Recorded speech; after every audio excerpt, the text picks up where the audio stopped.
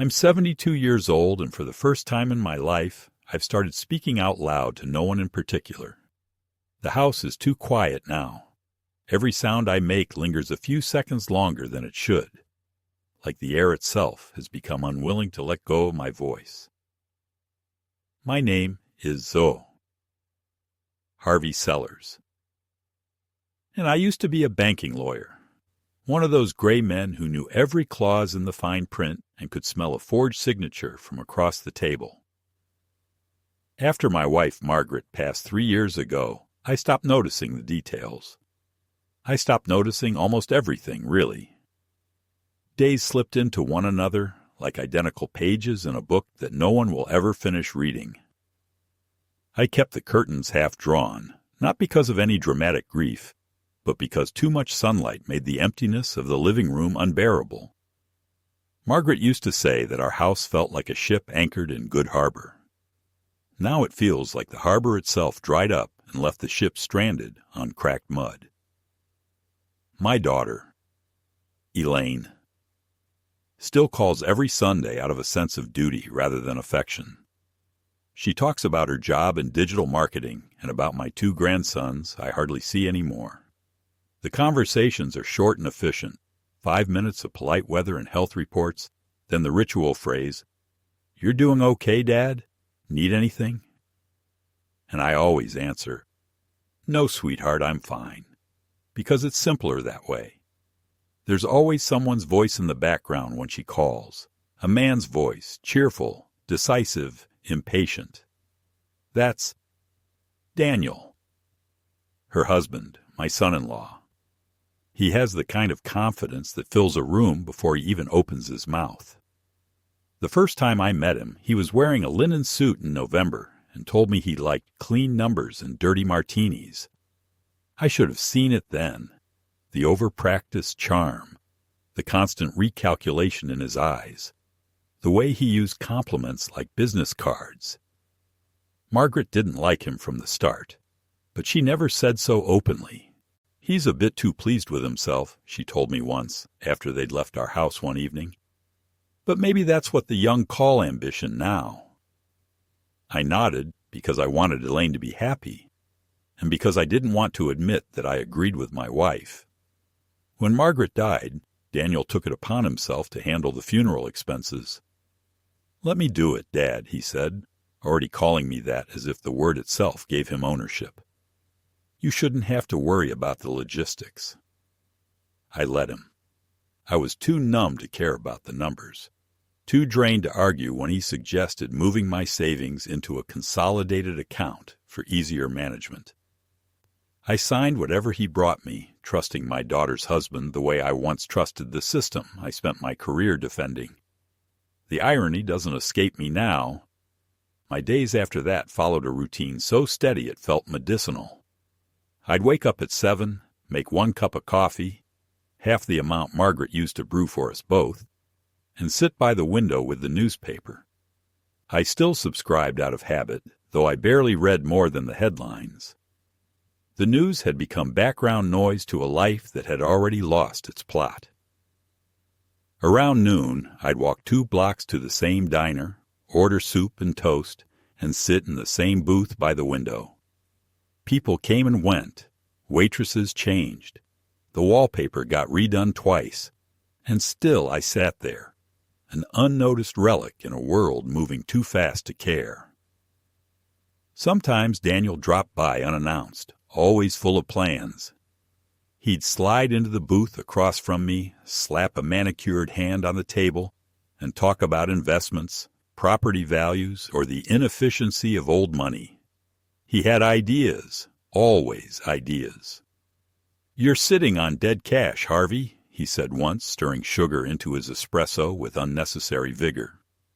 "Let me put that money to work for you. I can triple it in 6 months. I know the market."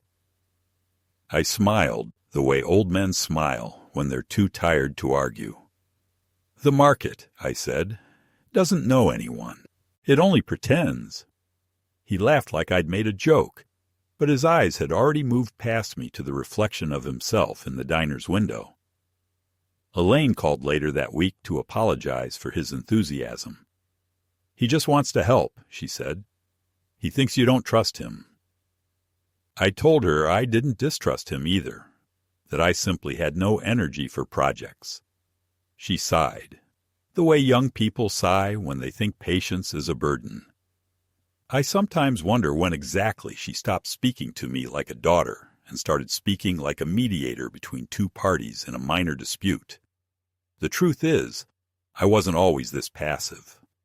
There was a time when my word could close a deal or break one. I sat in boardrooms where millions changed hands, and I prided myself on precision. Now I can barely recall which pills I've taken in the morning. Age humbles you not through pain, but through repetition, through realizing that every morning you have to start convincing yourself all over again that life still requires your participation.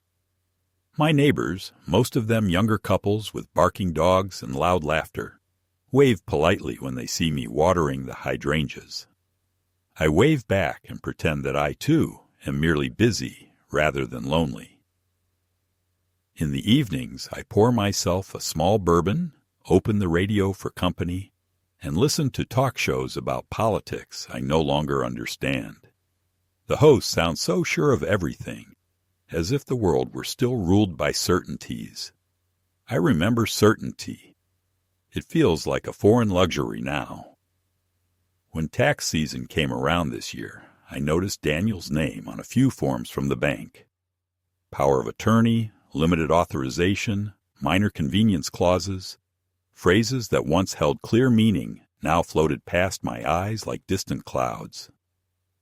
I thought perhaps I'd agreed to them earlier, during one of those post-funeral meetings I barely remember. I told myself it was fine. People my age rely on younger hands. That's what family is for. Still, there were moments when a voice in the back of my head whispered that I'd let too many things happen without looking closely. I used to believe trust was the reward of love. Now I see it's often just the price of exhaustion. If Margaret were alive, she would have stopped me, as she always did, from drifting too far into complacency. But she isn't, and I am, and the world keeps moving as if none of it matters. The first letter from the bank arrived on a Tuesday in April, tucked between charity appeals and supermarket coupons. I placed it on the kitchen table without opening it. I remember the envelope was heavier than usual, thick with documents, my own name printed in crisp black type. Mr. Harvey Sellers. Formal and detached, as if addressing a client rather than the man whose savings they held. I didn't open it that day. Instead, I poured another bourbon and watched the sunset turn the window pane into a mirror. For a second, I saw Margaret's reflection beside mine, the way she used to lean in to read whatever I was reading. Then the glass emptied of her shape, leaving only the outline of an old man who still hadn't realized that trust can be the most dangerous form of blindness. That was the night before everything began to shift, though I didn't yet know it. I went to bed thinking about how people disappear not in one grand event, but in a series of small permissions, each signed quietly, each one feeling harmless. I should have recognized the handwriting of betrayal long before the bank ever did. The next morning started as all the others, with the same ritualized dullness that had come to define my days. I made coffee, burnt the first slice of toast, and sat down by the window where the spring sunlight always fell at a polite angle, never too intrusive, never too warm. The letter from the bank still lay on the kitchen table where I had left it the night before, untouched except for the small coffee ring I had carelessly placed on it. It stared at me with quiet insistence. For years my correspondence had consisted only of utility bills and condolences that had long outlived their relevance. But this envelope was different, too thick, too official, too deliberate in its seriousness. I finally slit it open with the old letter opener Margaret had given me on our 20th anniversary, a silver thing shaped like a fountain pen, and began to read. At first, the language was the same legal jargon I had once written myself, phrases that danced around accountability with bureaucratic grace. Then the numbers appeared, and everything inside me went cold. $200,000 had been withdrawn from my primary savings account 3 weeks prior. The authorization was a scanned power of attorney bearing my signature. My own handwriting stared back at me, confident, practiced, impossible to deny. For a long moment, I simply sat there, rereading the sentence until the words lost coherence. My first instinct was disbelief. My second was shame. I checked my files, certain I had missed something, some previous arrangement or investment Daniel had talked me into. There was nothing, only old bank statements and tax forms, neat and undisturbed in their folders. The coffee on the table had gone cold, but I kept drinking it, each sip growing more bitter as if the taste could confirm the truth. $200,000, nearly half of everything Margaret and I had saved in 40 years of careful, unremarkable living, gone with a single forged flourish of my name. The irony was almost elegant. I had built a career catching precisely this sort of deception, training younger lawyers to recognize the microscopic tremor that betrayed a forgery, the unnatural slant of a pen under stress. And yet I, of all people, had let someone sign my life away while I was busy mourning.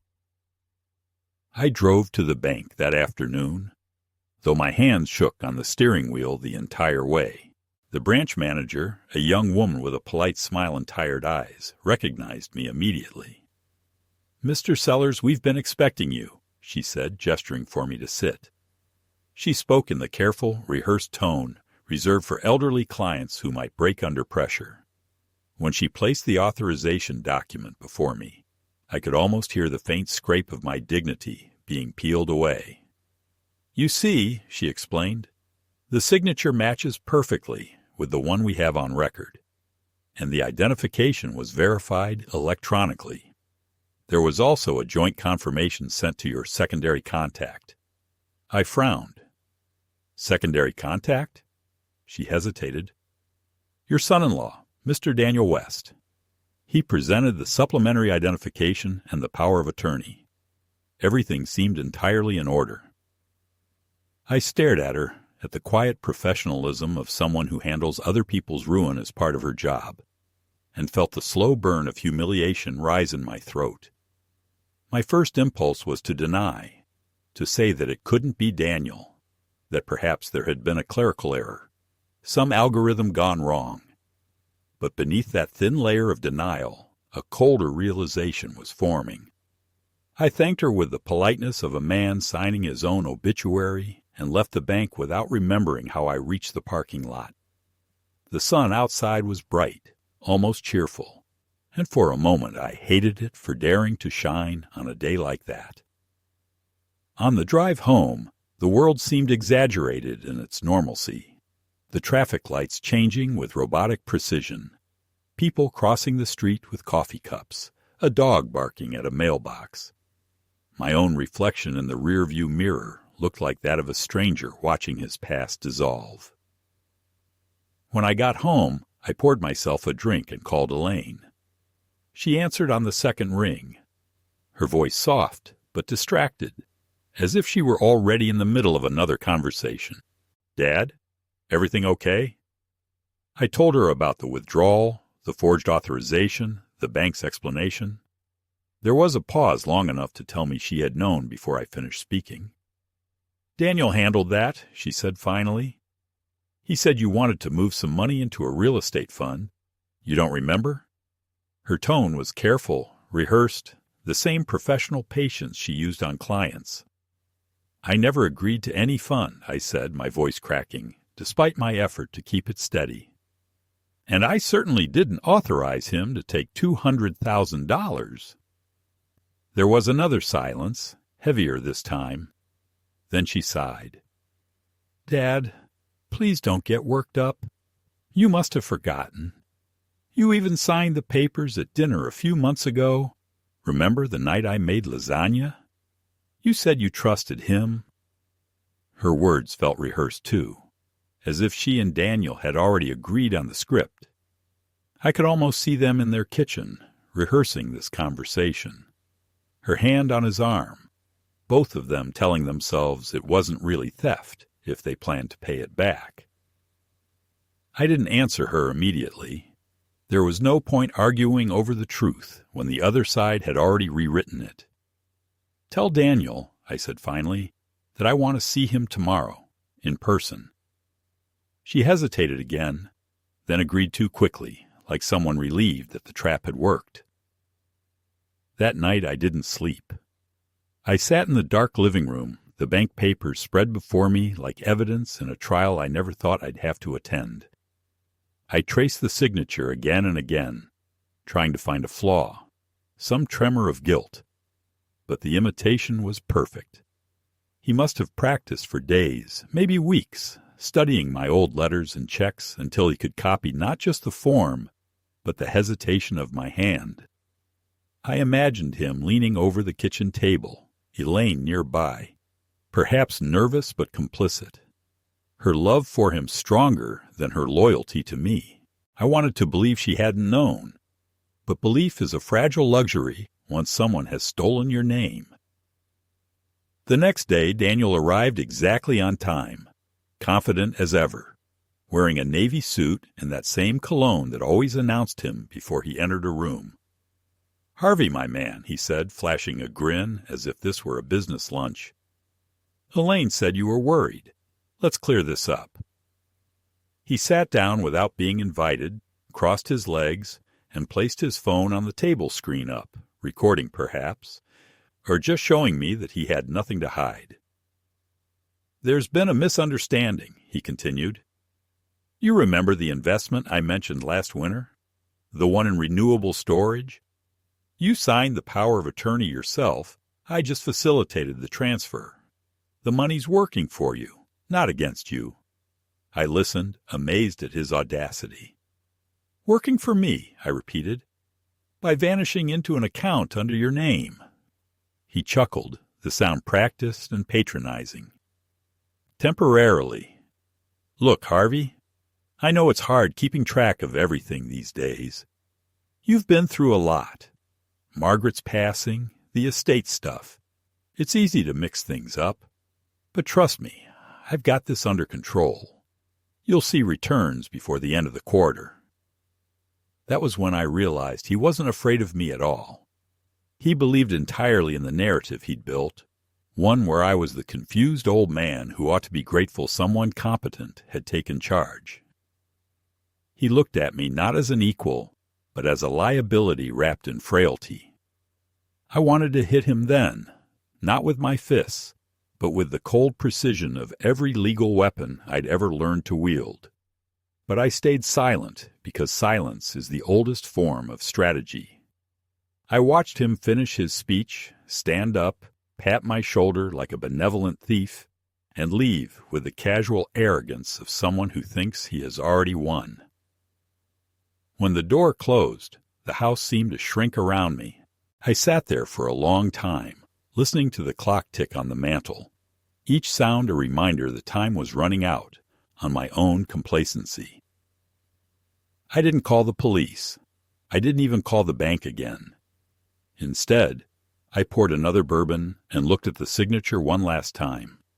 Then I took out a sheet of paper and in my neat lawyer's handwriting wrote a single sentence. "Let him think he's safe." The act of writing it steadied my hand. For the first time in years, I felt a pulse of clarity. He had taken my money, but I still had the one thing he would never understand: patience. Patience and the cold discipline of a man who had built his life on reading intentions hidden behind ink. Daniel thought he had robbed an old man too tired to fight back. He hadn't realized that old men have the quietest kind of power. The power to wait, to watch, and to choose precisely when to strike. I let a day pass before I called Daniel and told him that I'd thought things over and that perhaps I had overreacted, that grief and age had a way of inflating ordinary misunderstandings into moral catastrophes, that if he said the money was in motion for my benefit, I would accept his word. And even as I heard myself speak that false resignation, I felt the old muscles of my professional life waking with an almost physical ache. Because playing the fool is a kind of discipline, and I had taught it to younger associates who mistook noise for strategy. So I softened my tone, apologized for my confusion, and asked him, as a practical courtesy, to send me a simple one-page summary of the investment so that I could keep my files tidy and sleep a little easier. And he laughed in that bright way of his and promised to email me before the evening was out, after which I poured my bourbon back into the bottle and made tea instead, because true anger is better carried by a clear head than a warm chest. The email arrived 30 minutes later, a glossy PDF dressed in clean fonts and shallow certainty, full of forward-looking statements and exaggerated diagrams of cash flow that could have been plagiarized from any second-rate prospectus. And at the bottom sat a digital signature from a Delaware entity that did exist, though not in the way he imagined I would accept. I checked the company's filings, the registered agent, the principal office, the paucity of assets, and saw, nested inside a chain of member-managed shells, a familiar surname attached to a manager role that would require more than charm to explain to a prosecutor. And I smiled without pleasure, because I knew the type of people who believe a labyrinth is the same thing as a fortress, and that paperwork, when constructed quickly, tends to lean in the direction of its author's laziness. I printed the PDF, slid it into a yellow folder, and wrote a list so plain it felt like prayer. Inventory, every signature on record, freeze every discretionary conduit, test his appetite, measure Elaine's knowledge, and control the battlefield. Then I dialed Eleanor at the bank, and in my most courteous client voice, asked for 2 small favors I had never needed before. The first being to set alerts for any transaction across my accounts that exceeded an amount I chose on a whim, and the second to require in-person verification for any new wires, regardless of pre-existing authorizations. A request she met with sympathy and a faint edge of embarrassment, as if the bank had failed me personally, which it hadn't, not really, because I had failed myself by trusting that love would behave like a compliance department. In the afternoon, I found the old fireproof box Margaret insisted we buy after a neighbor's leak ruined a lifetime of photographs. And inside, beneath her recipe cards and our marriage certificate, lay a stack of check carbons and a binder where I had, in better years, practiced the penmanship I used for formal letters. And I felt for the first time the intimate violation of a forgery not as a legal offense, but as a theft of gesture, the stolen tilt of an H, the cannibalized curl of an S, the tiny pause my hand made in the middle of the Y in Harvey when fatigue visited before the flourish. And I remembered how Daniel shook my hand with 2 palms, enclosing as if conferring a blessing. And I thought to myself that a man who believes every room is an audition will eventually forget where the exit is. I called Elaine that evening and asked if she and Daniel might come for dinner on Saturday. Nothing formal, just pasta and bread and a bottle of the wine her mother loved, and she sounded relieved in that guilty way of people who sense a crisis has been postponed rather than solved. And she said, "Of course, Dad, Daniel will be thrilled to clear the air. He hates tension." And I said I did too, which was not a lie.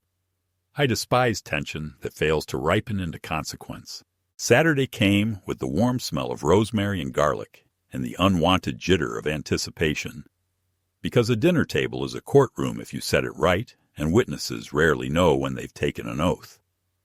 And I placed at Daniel's setting a pen so ordinary he would dismiss it, a smooth black ballpoint with a slightly wider barrel than standard, though I had swapped the cartridge for one that left the faintest feathered edge when the signer rushed. And I laid in plain sight a leather folio, closed, heavy with blank document stock already watermarked with my own private pattern. and told myself I would talk about nothing important until the second glass, that I would let him perform the role of benevolent fixer long enough for him to believe the performance had landed.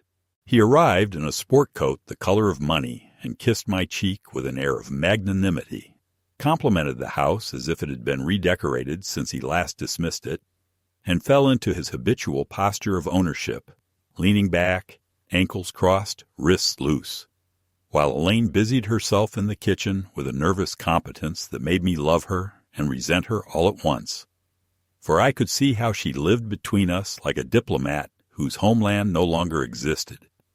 And when we sat, I asked easy questions about the boys, their schools, the dog, the trip they planned, and Daniel basked in the glow of his own narration until at last I cleared my throat and said that age had taught me a valuable lesson about simplifying life, that I had decided to designate some of my affairs more cleanly so Elaine wouldn't inherit chaos when the time came, and how grateful I was that Daniel, being younger and attuned to markets, had already taken initiative with that investment. And if he didn't mind, I'd like to make sure we were aligned on a few procedural quirks, all to spare him future headaches, and that there was a harmless housekeeping document I wanted him to witness in case anything ever needed a signature, while I was in hospital for routine tests. He smiled, pleased with the promotion I had semantically given him, and said of course he was family. He would always witness anything, and I opened the folio with the ceremony of a priest unveiling a chalice, producing a sheet whose heading read, Memorandum of Access Preferences, and below, in language devoid of legal force, a series of innocuous statements about notification and courtesy. Then I watched him reach for the black pen, which I had placed at a slight angle to suggest familiarity, and he signed his name in a quick diagonal slash. And when I handed him a second sheet to witness, this one an old-fashioned receipt for a non-existent delivery, he signed again, faster, and the third time he made a tiny error, correcting it with a habitually leftward pick that I recognized from the bank authorization image. And I felt a terrible tenderness for my former self who had believed that decorum would restrain the greedy. After they left, Elaine hugging me with a desperation she pretended was affection, and Daniel shaking my hand as if the evening had crowned him there, I took those signatures to my desk lamp and studied the pressure points, the stroke order, the angle of descent, aligning them against the bank's scan until the overlay became undeniable, even to the part of me that still wanted my daughter's life to be untouched by scandal. And I documented everything with a clerk's patience, photographing, noting time, replicating his line across a grid so that an examiner could testify without the slightest theatrical flourish. The next week I tested his appetite for risk with a bait of modest size, calling to ask whether the fund could use an additional $50,000 if it meant stronger position in the purported pipeline, and his reply came as a confident yes, delivered with that airy condescension he reserved for those he considered ballast.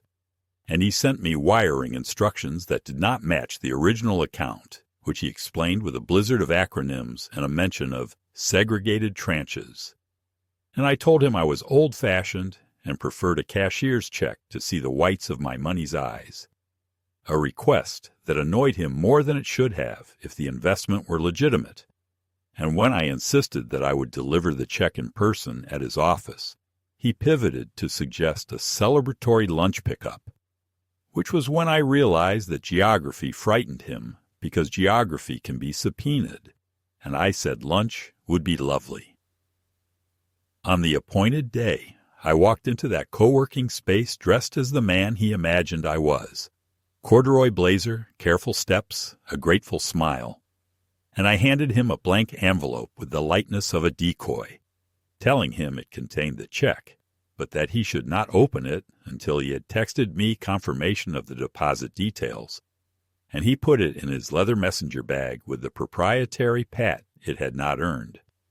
And as we parted, I watched him from the glass corridor as he sprinted down the stairs like a boy who had found a coin, certain he could outrun adulthood, and I phoned Eleanor from the sidewalk to inform her that if any deposit attempt appeared from my accounts this afternoon, it was unauthorized, and if any wire request came through with fresh instructions, it should be treated as an attempted breach.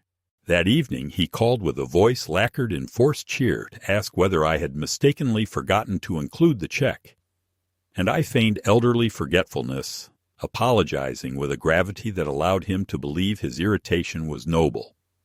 Then I offered to meet the next day to correct my clumsiness, and over the line I heard his impatience straining against etiquette, and I knew the needle had moved from confidence to hunger, which is the simplest dial to break. Between these staged encounters, I visited my old office neighbor, a quiet man who had retired from the bureau and accepted boredom like a second pension. And over coffee that tasted of burnt dust, I told him I was contemplating a civil matter that might require a neutral investigator trained to collect without contaminating. And he looked at me with the sympathy of one wolf to another and suggested a former colleague who had left the agency with her integrity intact, a woman named Moran, who listened to my summary without theatrics, and who, after an hour of specific questions, said she would take the engagement with the understanding that emotion was the enemy of evidence, which I assured her I had already learned at great cost. While Moran began mapping Daniel's shell companies, cross-referencing filings, and running open-source checks that would later allow a subpoena to walk straight to the door of his vanity, I did the small domestic work that vengeance requires. I gathered every document he had ever placed in my hands. I exported Elaine's text messages with their brittle brightness. I wrote down the dates of every casual ask he had made in the last 2 years and matched them against withdrawals I had rationalized. And I saw in the quiet arithmetic a story even a jury would understand. The slow tightening of a noose tied by convenience and family jargon, and a daughter who did not want to read the fine print of her marriage. When Daniel, emboldened by my feigned contrition, asked over lunch whether I had given any thought to consolidating my accounts so that we could manage them more efficiently, his we a pronoun with teeth, I answered that simplicity was all I wanted now, and that if he could prepare for me a single, neat form allowing temporary access for administrative purposes, I would sign it next week. And he nodded with the barely concealed triumph of a man who mistakes consent for surrender, while I sipped water and pictured the agent I had hired marking a calendar in a small, neat hand.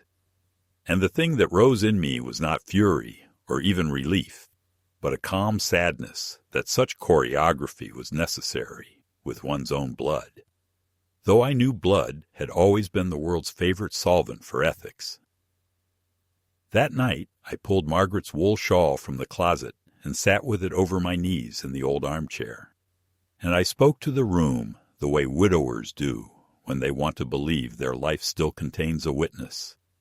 And I told her I was going to let him build his little city of paper until the streets could no longer carry the weight of his stride. And I promised that I would not raise my voice when he fell, because men like Daniel cannot hear a shouted warning, only the knock of a consequence at the door, measured official, impossible to ignore. By the time May came, the weather in Richmond had turned syrupy and slow, the air thick with magnolia and the smell of wet soil that clung to your clothes even after you came inside. I began waking before dawn again, the way I had during my working years, when clarity came only in the first quiet hour before the phone started ringing. There was something about the light at that hour that made truth look less theatrical and more practical. I would sit with my coffee, staring at the ledger I had started keeping again, not of money, but of patterns.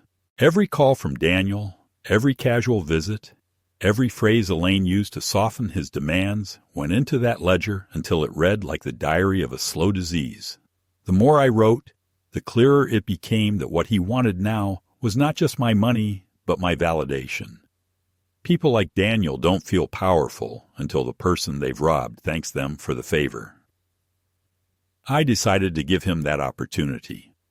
I called and told him I had taken his advice seriously, that perhaps it was time to consolidate my assets before old age made me careless, that I wanted him to help me with a new trust, and that I had set up an appointment with a lawyer friend who specialized in estate management, so everything would be clean and official. His voice lit up instantly. He offered to drive me, even to sit in if I wished. I told him that wasn't necessary, that I only wanted him to come by later to sign as a secondary witness for a few forms the lawyer would prepare. He agreed before I even finished the sentence, too quickly, as if afraid I might change my mind. When I hung up, I called Moran, the former bureau agent. Her voice, calm and deliberate, was exactly the kind that makes liars nervous. I told her the time and place. She asked me again if I was certain I wanted to go through with this, because once she activated the process, it would become a federal matter, not a private one. I told her that certainty was a luxury I no longer believed in, but that justice, however procedural, was still a form of mercy. She didn't argue. That was something I liked about her. She understood that some decisions were made in the past and only executed in the present. The meeting with the lawyer, whom I trusted as much as I trusted anyone still living, lasted less than an hour. We drafted a harmless document that mirrored a standard trust transfer, but with language designed to expose whoever attempted to modify or duplicate it later. Moran's instructions were simple. Let Daniel bring the paperwork back for further signing. Let him believe that what he held was valuable, and make sure the copy he received bore the same internal control code she had already logged with the Bureau's digital forensics unit. I remember driving home that afternoon with the windows down, the heavy scent of summer trees pouring into the car, and realizing how still I felt, not peaceful exactly, but balanced, like a man who has been holding his breath for too long and suddenly remembers how to exhale. Elaine called that evening, her voice full of rehearsed cheer. "Daniel told me about your trust meeting," she said. "I think that's great, Dad. It'll make everything easier down the road." I asked her if she even knew what a trust was. She laughed, that brittle laugh she inherited from her mother when she wanted to end a conversation. "It just means you're organized," she said. I wanted to tell her that organization had nothing to do with it, that what I was building was not an estate plan but a snare. But instead, I told her I was proud of her, because it was the only truth that still hurt to say. The next day, Daniel arrived at my house, all warmth and efficiency. He brought a small leather folder under his arm and wore the smug half-smile of a man who believes he's being generous. "Harvey, you've made a wise move," he said, easing into the chair across from me. "Estate management is complicated stuff. Lucky for you, you've got me to handle the heavy lifting." He spoke as if we were partners, as if the years of theft and deceit were merely miscommunications that my senility had exaggerated. I offered him coffee. He declined, said he was on a cleanse. I told him I had a few forms for him to witness, nothing binding, just procedural. I laid out the pages on the table, the ones Moran had prepared, and watched his eyes flick over them, hungry but cautious. He asked a few technical questions, the kind people ask when they want to sound like experts. I answered patiently, my tone slow and steady, and finally handed him the pen. He signed with flourish, unaware that the same pen had a micro-tracer attached to the clip. When he left, I called Moran. She told me calmly that the Bureau system had logged the signature and the pen's activity. "Now we wait," she said. Waiting is something I've become good at. For 3 weeks, nothing happened. Daniel stopped by once to check in, casual as ever, telling me how promising the Green Fund was, how early investors were already seeing paper returns, how my small fortune was finally working for the future instead of collecting dust. I nodded and pretended to admire his optimism. Inside, though, I wondered if he felt the same faint tremor I did, the subtle pull of something tightening around him. It came on a Wednesday. Moran called at dawn, her voice lower than usual. It's starting, she said. He's attempting to use the trust copy as collateral for a line of credit. He filed it with a private lender under his own holding company. We've intercepted the data request. Do you want us to proceed? I remember my hand shaking, not from fear, but from the sheer unreality of it, how predictable he had become. Yes, I said. Proceed. By noon, the Bureau's fraud division had logged enough material for a case. But Moran wasn't satisfied. He'll wriggle out of this if we move now, she said. He needs to think the field is still open. She wanted him to walk further into the light, to make the kind of mistake that turns arrogance into confession. So I did my part. That evening I called him. I told him I had spoken to my lawyer again and that there were a few amendments to make, mostly to simplify tax reporting, and that I'd like him to handle them personally, since he was already familiar with the documents. He agreed instantly, even offered to pick up the papers that night. I told him tomorrow would be better. The next morning he came, his expression carefully composed into concern. You sure you're doing all right, Harvey? He asked. Elaine says you've been a little forgetful lately. I just want to make sure you're not overcomplicating things. His tone was full of paternal condescension, a younger man pretending to safeguard an elder from himself. I handed him the folder. You've been a great help, Daniel. I'm grateful. Take this and make whatever copies you need. Just be careful. It's all original. His eyes gleamed at that word. Original. He left 10 minutes later, his farewell so breezy it was almost affectionate. I stood by the window and watched him get into his car, already pulling out his phone, probably to call the contact who'd processed the forged version. And I felt nothing, not triumph, not anger, only the dull recognition of inevitability. That night I couldn't sleep, not from guilt, but from the noise of memory. I remembered the first time Elaine brought him home, how he'd charmed Margaret with a bouquet of lilies and a speech about family values. I remembered how she'd smiled, even though she told me later that his smile never reached his eyes. I remembered the first Christmas they spent with us, how he'd insisted on carving the turkey like a patriarch, how Margaret had whispered that he was rehearsing for a role. I wondered what she would have said if she could see him now, and then I realized she already had.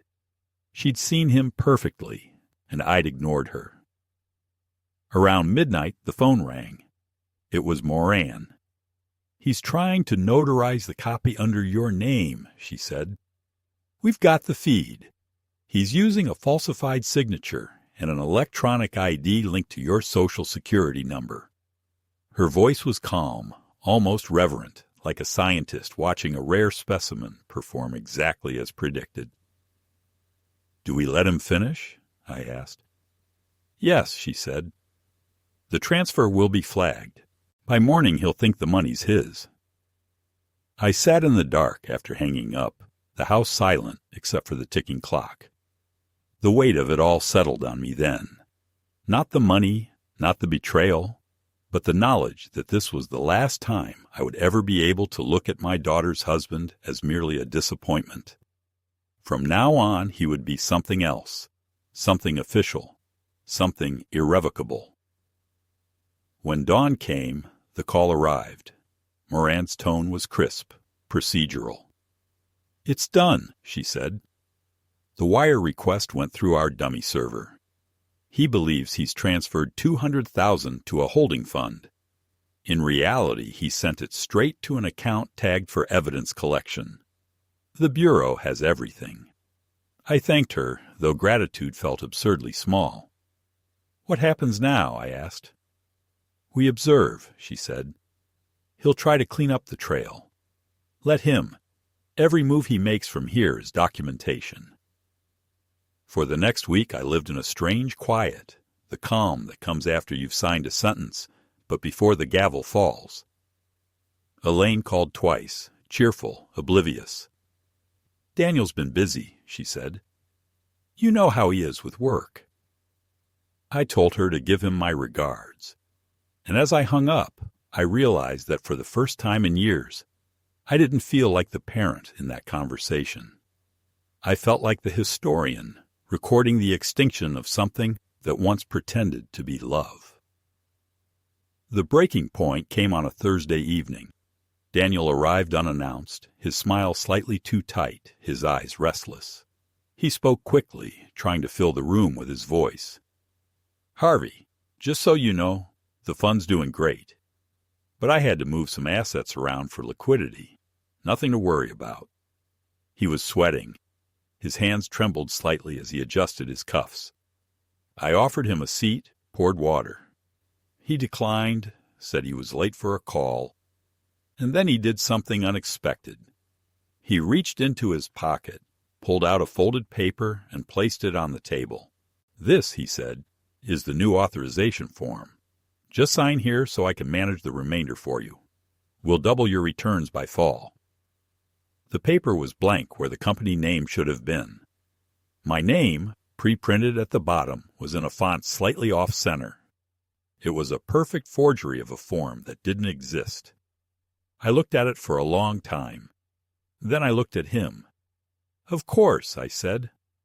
"Leave it with me. I'll sign it tonight." He smiled, relieved. "Perfect, Harvey. You won't regret this." When he left, I folded the paper carefully, slid it into an envelope, and labeled it Exhibit C. Then I sat back in my chair and listened to the silence, the deep, resonant silence that fills a house just before the storm breaks. I thought of Margaret again, of her patience, of the way she used to say the truth always arrives late but never uninvited.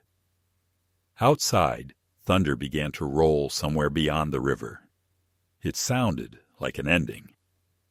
The days that followed Daniel's last visit unfolded with the deceptive stillness of a waiting trap.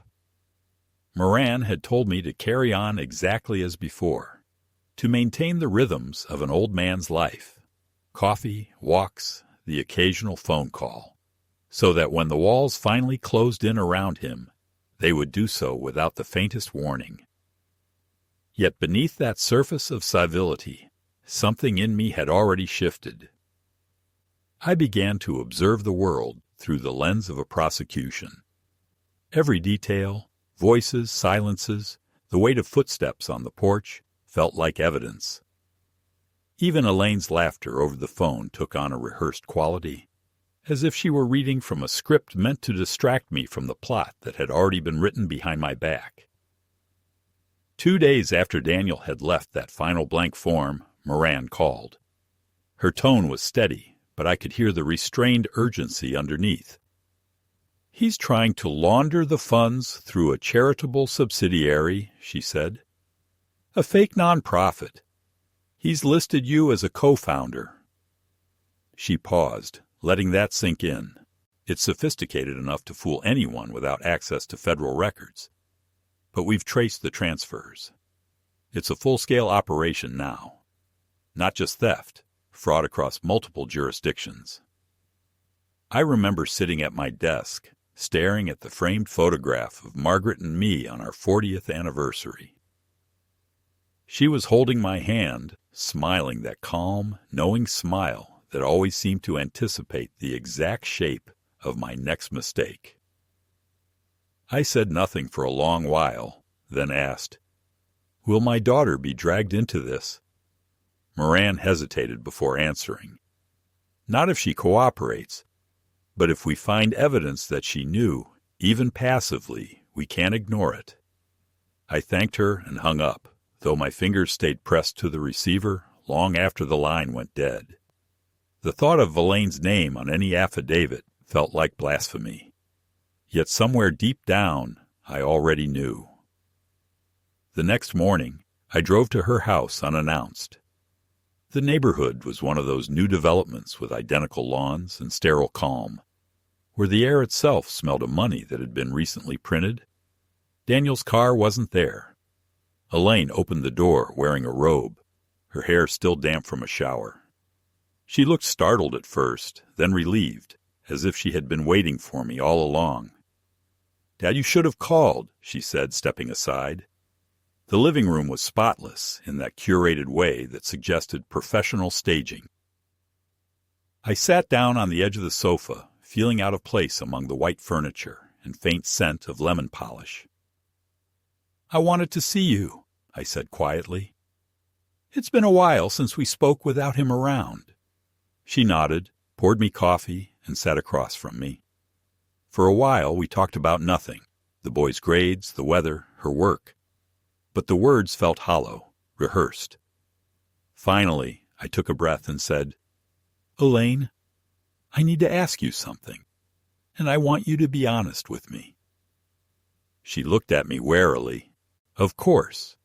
Did you know about the withdrawals, the power of attorney, the trust papers?" Her eyes flickered just for a moment before she forced a small smile. "Dad, we've been through this. You signed them. You just don't remember."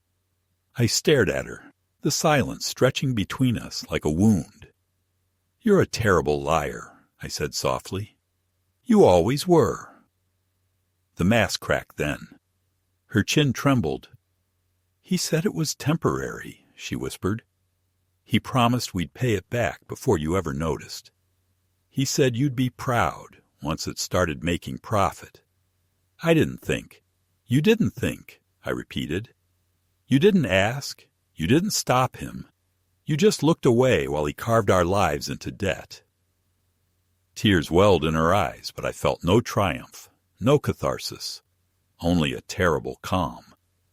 "He said you'd forget," she said suddenly, almost pleading. "He said you were getting worse, that sometimes you didn't remember signing things. I didn't want to believe it, but sometimes when you paused on the phone or asked the same thing twice." She covered her face with her hands. I wanted to reach for her, but something inside me resisted. "He convinced you I was senile," I said, more to myself than to her, "so that if I ever questioned him, you'd doubt me first." When I left her house, the sky was gray with the promise of rain. On the drive home, I thought of the cruel genius of his manipulation. Not just the theft of money, but the theft of credibility. He hadn't just robbed me of my savings. He had robbed me of my daughter's trust. That evening, I met with Moran in a small cafe outside of town. She brought a folder filled with printed reports, transaction records, and correspondence between Daniel and a chain of fraudulent entities.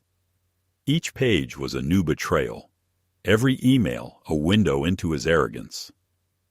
He had not merely stolen my funds.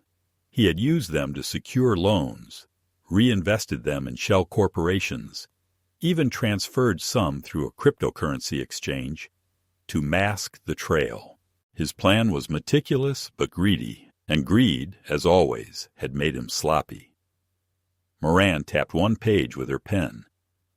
"We found the link between his accounts and your daughter's credit card.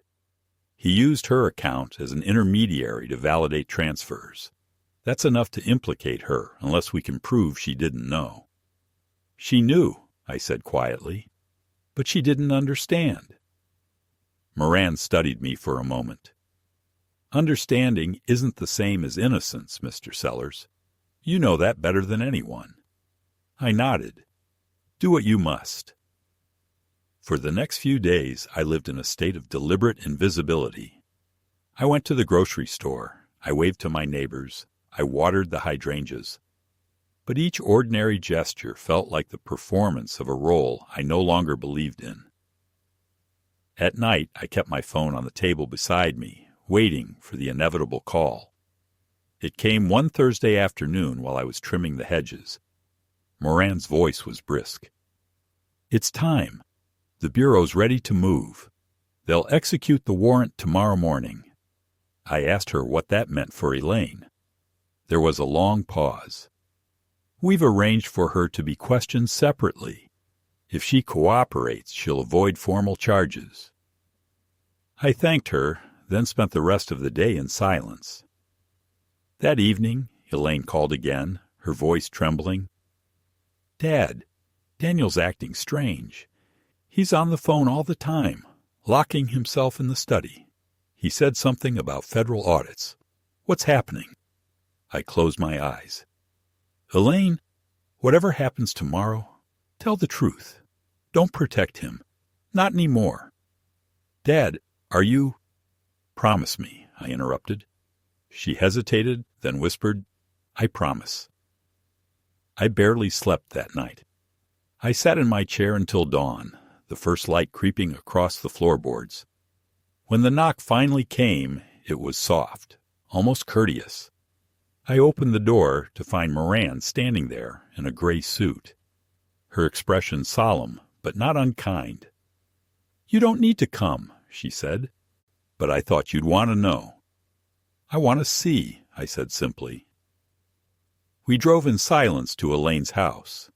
When we turned onto her street, I saw 2 unmarked cars already parked by the curb. Agents and windbreakers moved quietly up the driveway. The air was heavy with humidity, and somewhere a sprinkler ticked uselessly across a lawn. I stayed in the car while they knocked on the door. Daniel opened it, still in his robe, his hair disheveled, but his expression unflinchingly calm.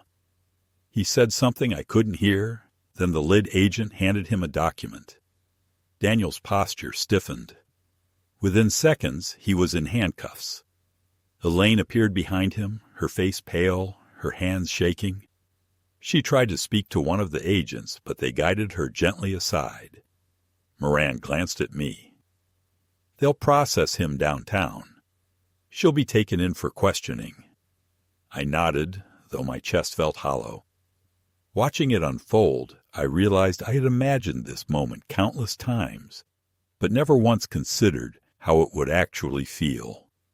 There was no satisfaction, no vindication, only a quiet exhaustion, as if the years had finally caught up all at once. When it was over, I asked Moran to drop me at the river. I stood on the bridge for a long time, watching the water move beneath me, slow and indifferent. Somewhere upriver, a train crossed another bridge, its sound distant but insistent, like the echo of a life that had kept going without me. That night Elaine called from a hotel room, her voice raw from crying. "They said I won't be charged," she said. "They showed me everything, the emails, the transfers. I didn't know it was that bad." "I know," I said. "I loved him, Dad," she whispered. "I thought he was saving us." "You can love a man who ruins you," I said softly. "That's the oldest story in the world." We spoke for a long time, not as father and daughter, but as 2 survivors of the same wreckage. She kept apologizing, and I kept telling her to rest. When she finally hung up, I sat in the darkness, the phone still warm in my hand, and for the first time since Margaret's death, I wept, not for the money, not for the betrayal, but for the irretrievable innocence of the people I had loved. The next morning, Moran called again. "He's talking," she said. "He's trying to shift blame, but we've got him on every count. Fraud, forgery, conspiracy. He'll serve time." I thanked her, though the words felt distant, as if spoken by someone else. After she hung up, I walked through the house, touching the things Margaret had left behind. The shawl draped over the armchair, the faint perfume still clinging to the old curtains. I realized then that justice, when it finally arrives, doesn't restore anything. It simply stops the bleeding. That evening I poured myself a small drink and stood by the window, watching the last light fade over the neighborhood. I thought about Daniel, sitting in some interrogation room, rehearsing the same charm that had once fooled us all. I imagined him still believing he could talk his way out of it. And then I thought about Elaine, alone in her empty house, surrounded by the ghosts of good intentions. I raised my glass, not in triumph, but in acknowledgment of everything lost, of everything survived. Somewhere in the distance, thunder rolled again, soft and patient. It sounded less like anger this time, and more like truth clearing its throat. The morning Daniel's arraignment was set. Richmond woke beneath a sheet of gray that felt less like weather and more like the sky itself had chosen to remain neutral. I had not planned to attend, but I found myself driving downtown anyway, my hand steady on the wheel in a way that felt borrowed. The courthouse parking lot was half empty, the air humid, the concrete slick with the residue of last night's rain. I moved slowly, past the reporters waiting like vultures who hadn't yet decided what kind of carcass this story would be. I kept my head down and climbed the courthouse steps. Inside, the hall smelled of dust, disinfectant, and human anxiety. It had been decades since I'd walked those halls in a professional capacity, back when I was still the man people deferred to, the man who was asked to testify, to clarify, to sign. Now I was here as the father-in-law of a criminal, a witness to my own undoing.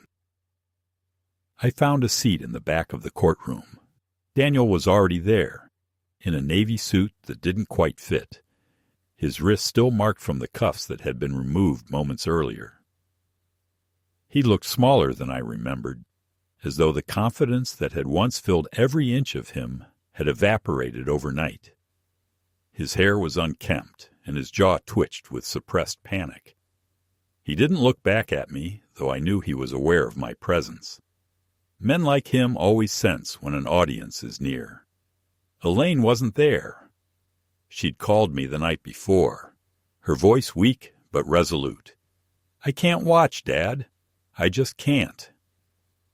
I told her she didn't need to. Some things must be witnessed by the person who started them. The judge entered, and the murmurs fell away, like a tide retreating. The charges were read aloud, each one sharper than the last. Wire fraud, forgery, identity theft, embezzlement. Each count carried numbers that had once meant dollars, but now translated only into years. When the clerk asked for his plea, Daniel hesitated, just long enough for the silence to hum. Then he said, "Not guilty," with a calmness that startled even his lawyer. The courtroom rustled with quiet disbelief. It was a masterstroke of self-delusion, the last card in a hand he'd already lost. I realized then that Daniel was incapable of understanding consequence. To him, guilt was only a matter of who could tell the better story.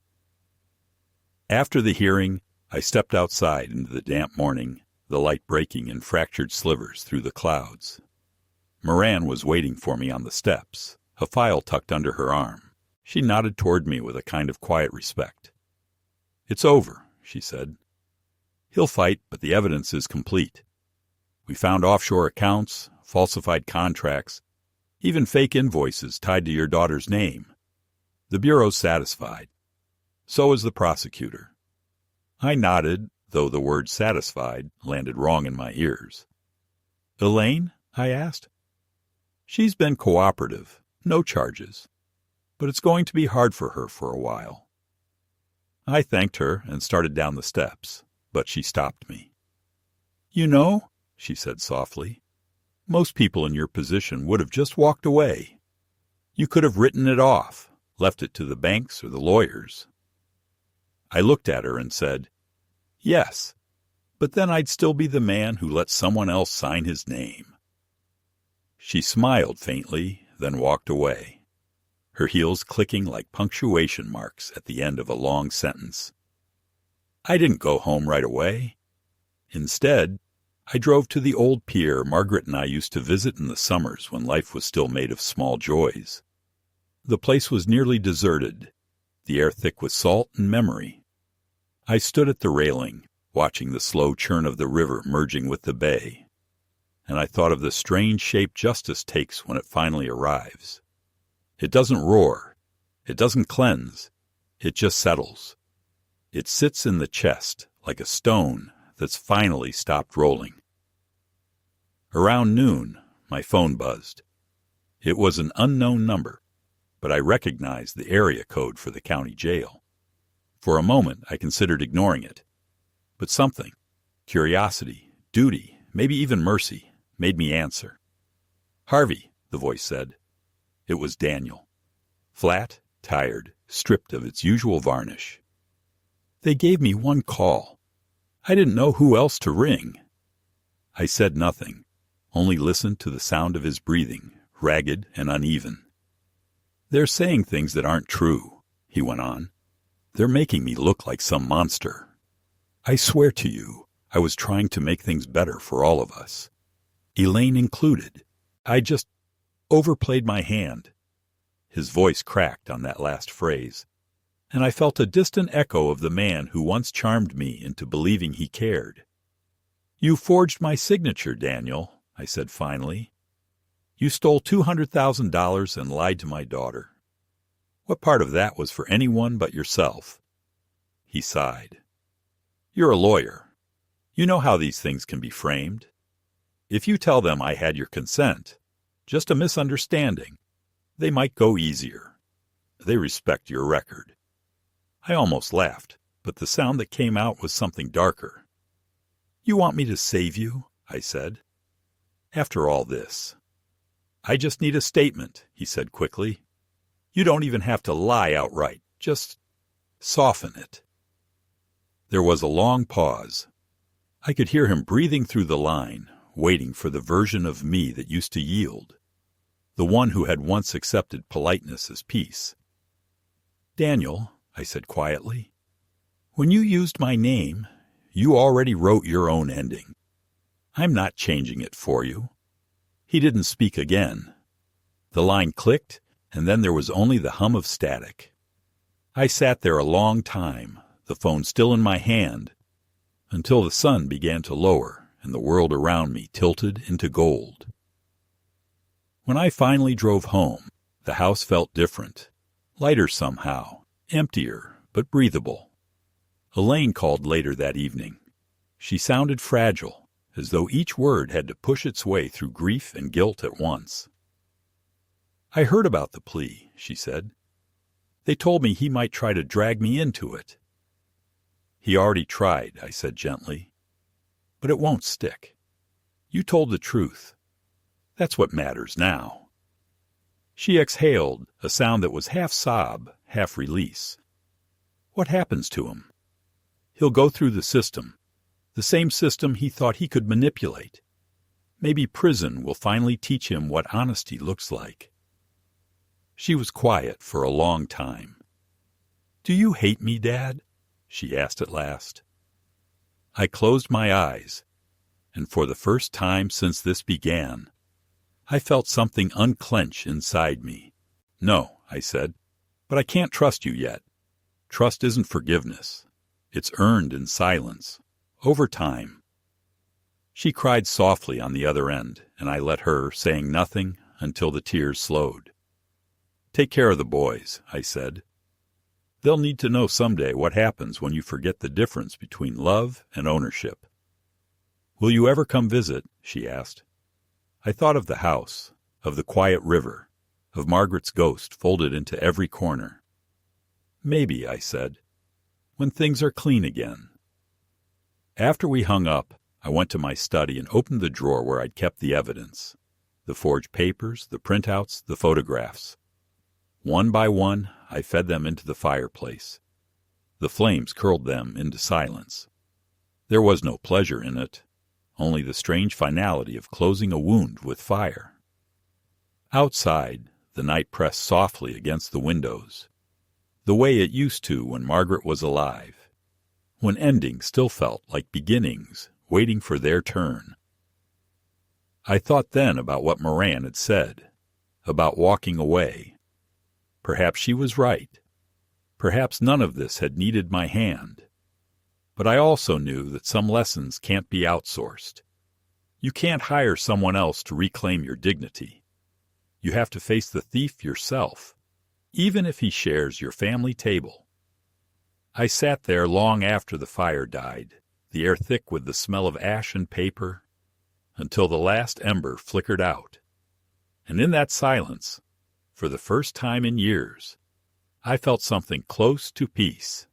Not joy, not victory, but peace in its plainest form, the kind that doesn't need witnesses or applause.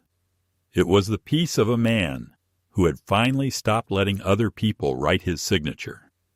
When the trial was over and the headlines faded, I found myself walking through a world that no longer seemed interested in what had happened.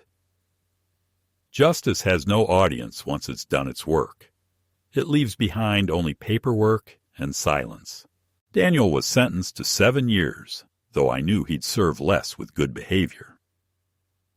The day I read the final judgment, I sat at my kitchen table with the window open and the autumn air drifting through, carrying the scent of fallen leaves and distant rain.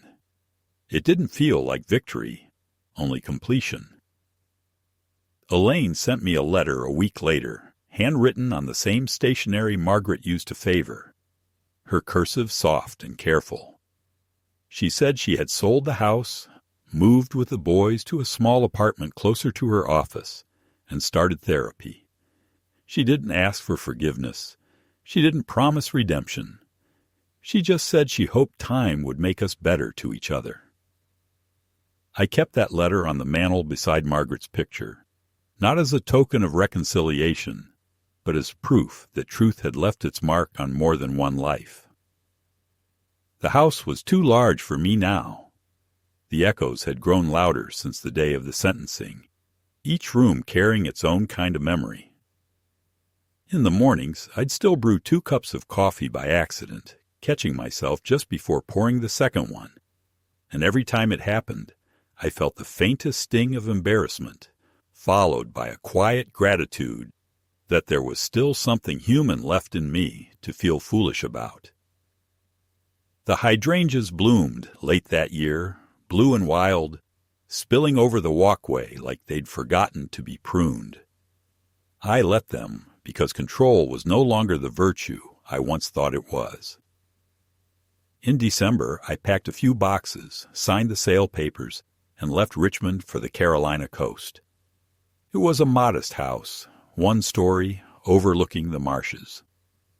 The first night there, the sound of frogs and the distant hiss of the tide felt like a language I'd once spoken fluently and forgotten. I slept better than I had in months. When the mornings came, I walked to the shoreline with a thermos of coffee and watched the fishermen launch their boats before dawn. There was a rhythm to their labor that reminded me of my early years in law. Quiet precision, repetition, trust in skill over noise. I began volunteering at a local legal clinic run out of a church basement, mostly advising older folks on how to safeguard their estates. They came with the same stories told in different accents. Nephews who borrowed too much, daughters who promised to manage the bills, grandchildren with a taste for credit cards. I listened to them carefully, not as a professional, but as a survivor of the same gentle betrayals. I told them what no textbook ever would, that signatures are sacred, not because of the ink, but because of the consent it represents. Every mark on paper is a vow, and every vow can become a weapon if handed to the wrong hands. They listened, nodded, and sometimes cried. One woman pressed my hand after a consultation and said, "You talk like a man who lost everything and decided it wasn't the end." I smiled and told her that sometimes losing everything is just the start of counting correctly. At night, I often sat on the porch with the radio low, the sea air carrying the static into something almost musical. The loneliness never fully left, but it changed texture. It no longer felt like punishment, but like a quiet companion who respected the silence. Elaine called every Sunday now. The conversations were small at first, brittle with caution, but slowly they began to stretch. We talked about the boys, their schools, their growing height. Once she asked if I'd tell them about what happened when they were older. I told her yes, because shame only survives in darkness. If they were going to inherit anything from me, it should be the knowledge that trust, once broken, is repairable only through relentless truth. One evening, months later, a letter arrived from Daniel. I recognized his handwriting instantly, still immaculate, still performing civility even on lined prison paper. He wrote that he had time to think, that he'd realized money had been his only measure of worth, and that he now understood what he had taken from me was not the dollars, but the peace that comes from being believed. He asked for forgiveness, not for absolution, but for acknowledgement that he had been seen. I didn't answer. There are silences that say more than words ever could, and mine was one of them. Forgiveness, I decided, wasn't a letter I owed him. It was a boundary I owed myself. Winter along the coast is a subtle thing. The tides grow slower, the sky heavier, the horizon endlessly patient. I began to keep a journal again, not about Daniel or Elaine, but about the way the world kept existing despite us all. One entry written in February read simply, "People break each other in quiet ways, but sometimes they also put each other back together, piece by reluctant piece. I suppose that's as close to grace as I'll ever come." On the anniversary of Margaret's death, I drove out to the pier and scattered a handful of her ashes that I had kept hidden all these years. The wind took them easily, almost joyfully, as if she'd been waiting to rejoin the air. I spoke to her then, not about vengeance or justice, but about the strange peace that comes after both. I told her the house was gone, the money reclaimed, the lies ended, and that Elaine was finally learning to live without illusion. I told her I missed her still, but that I'd learned to stop mistaking missing for suffering. The water shimmered in the late sun, indifferent, eternal. As I turned to leave, I thought about Daniel somewhere behind walls, Elaine trying to rebuild her life, the grandsons who might one day read the truth and see not shame, but survival. The world had moved on, as it always does, but I carried within me a stillness that felt earned, like a field left to rest after too many seasons of harvest. Back at the house, I poured myself a small drink and watched the marsh grass bend with the evening wind. The sky bruised purple and gold, and for a fleeting moment I felt Margaret beside me again, quiet, approving. Yeah, I whispered to her what I'd come to understand too late, that revenge is never the opposite of love. It's its echo, distorted by time and loss.